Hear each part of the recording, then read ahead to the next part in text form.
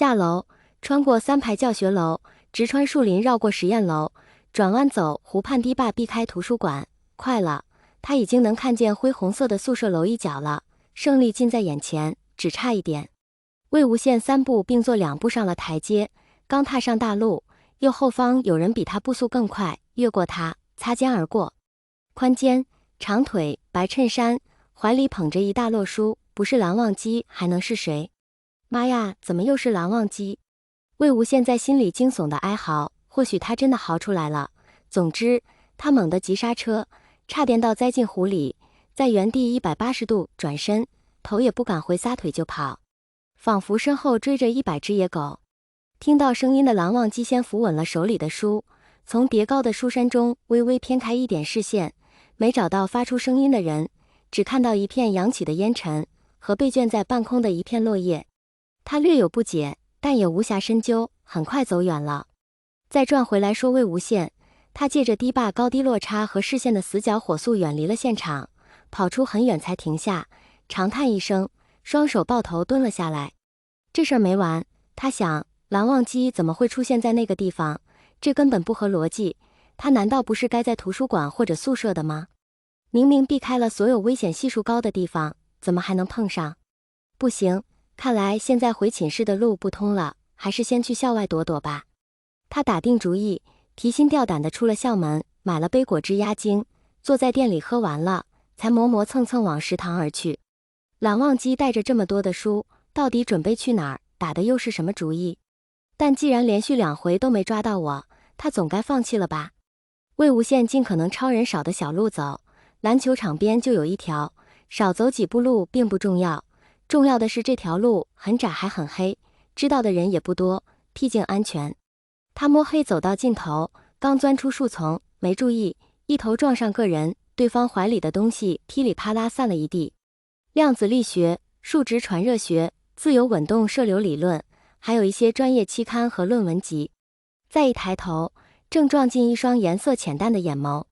魏无羡，啊呀呀呀，怎么老是蓝忘机？ How are you? How old are you? Holy shit, 蓝忘机。魏无羡，蓝忘机，是你？魏无羡呆若木鸡，好半晌，才颤抖地指着蓝忘机，道：你怎么又是你？为什么到处都能碰到你？你在搬书？为什么你还在搬书？这都过了快1个小时了，你怎么一直在搬书？你根本就是故意的吧？蓝忘机淡淡地瞥了他一眼，一言不发地弯腰捡书。又不踩我，但搬这么大一摞书，一趟就够累的了，谁会为了堵人搬这么多趟书啊？所以我问的是不是有点过分？大概，也许，可能，真的是偶遇。好吧，这并不比蓝忘机搞暗恋更让他震惊。魏无羡压下心中的惊涛骇浪，粗粗一打量，蓝忘机总是干干净净的白衬衫上蹭了几道不怎么明显的脏污，向来清爽的脸上浮着一层薄汗，挽起的袖口虽然很整洁，可露出的小臂上有被梳压出来的印痕，衬着瓷白的肤色，格外显眼。他眨巴眨巴眼睛，还没打量完，蓝忘机已经把他推开了，道：让让。魏无羡满脑子都是那几道压痕，便没在意蓝忘机的态度，也弯下腰帮忙捡书，又用胳膊肘推了2下，问：哎，怎么回事？谁拉你做苦力？肘击果然被躲开了，好在蓝忘机总算肯有所回应，道：陈教授。魏无羡，陈扒皮。折腾了3、4趟，总算运完了书，还车难免晚了几分钟，好在有几瓶饮料作为贿赂，保洁大叔也没多说什么。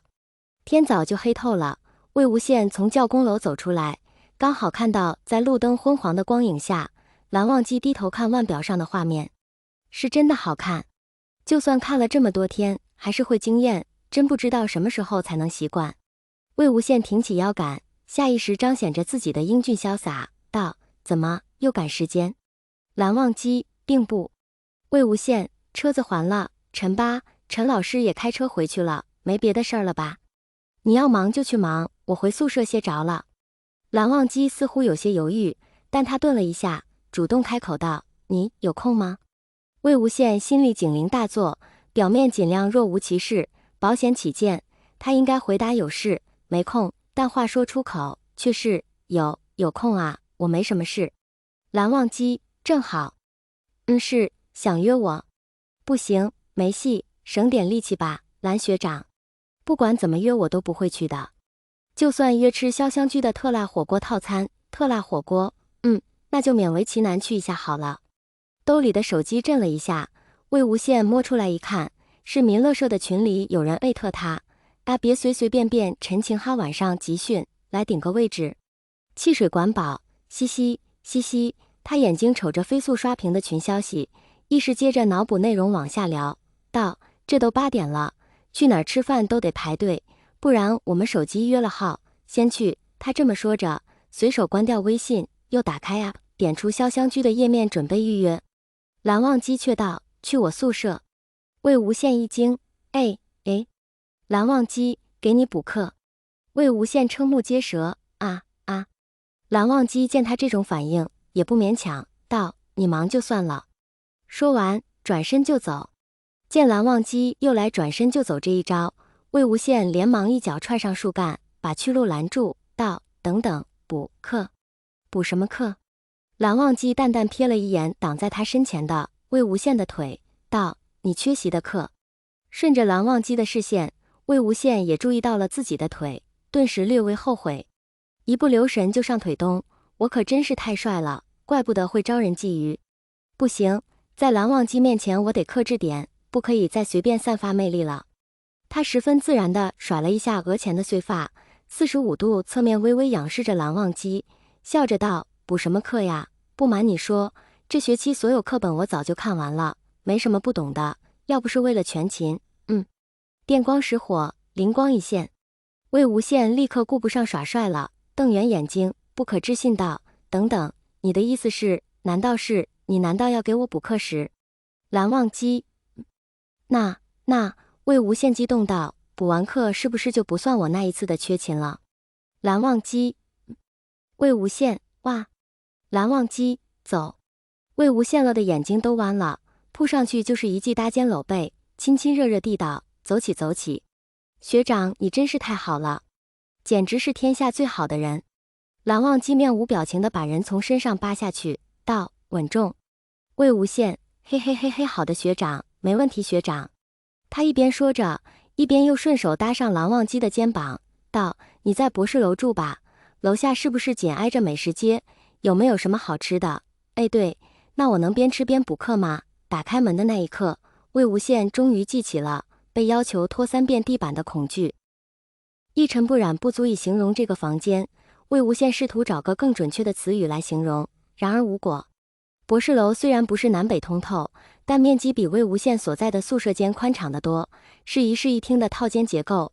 进门是小客厅，2个室内门，一间卫浴一间卧室。